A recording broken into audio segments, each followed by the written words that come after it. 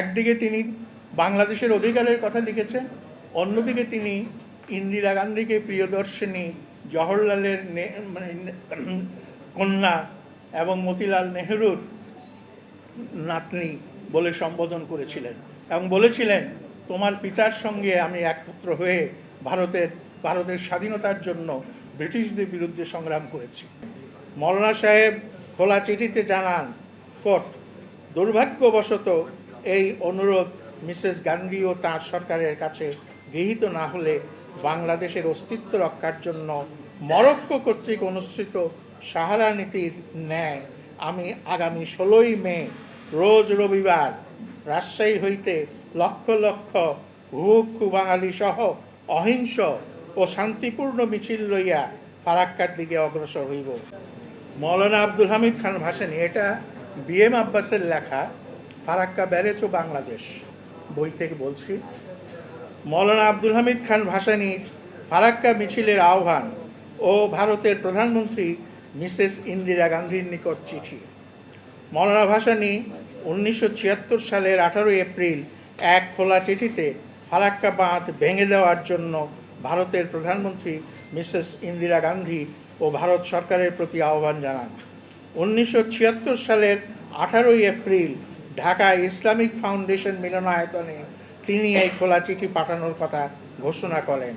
মৌলানা সাহেব খোলা চিঠিতে জানান, কোট, দুর্ভাগ্যবশত এই অনুরোধ মিসেস গান্ধী ও তাঁর সরকারের কাছে গৃহীত না হলে বাংলাদেশের অস্তিত্ব রক্ষার জন্য মরক্কো কর্তৃক অনুসৃত সাহারা নীতির ন্যায় আমি আগামী 16ই মে রোজ রবিবার রাজশাহী হইতে লক্ষ লক্ষ হুবহু বাঙালি সহ অহিংস ও শান্তিপূর্ণ মিছিল লইয়া ফারাক্কার দিকে অগ্রসর হইব। খোলা চিঠিতে তিনি বলেন, পানি প্রত্যাহারের ফলে মাত্র কয়েক মাসের মধ্যেই পদ্মা ও তার শাখা নদীগুলো শুকিয়ে সাহারার মতো বালুময় হয়ে যাচ্ছে।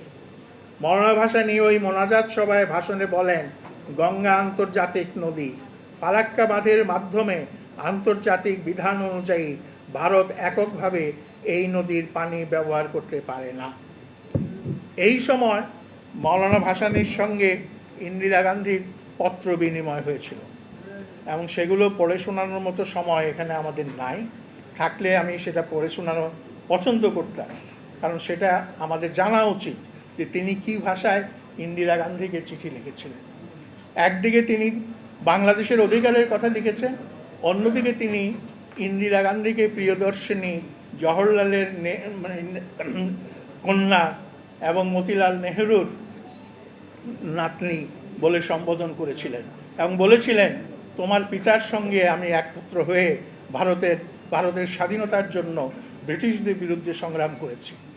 যাই হোক, এই যে মৌলানা ভাসানী এই পদক্ষেপ নিলেন পানির অধিকার প্রতিষ্ঠার জন্য এবং ফারাক্কা থেকে বাংলাদেশের ন্যায্য হিস্সা আদায় করার জন্য, এই যে মৌলানা ভাসানীর পদক্ষেপ, এটাকে আমি বলবো এটা হচ্ছে পিপলস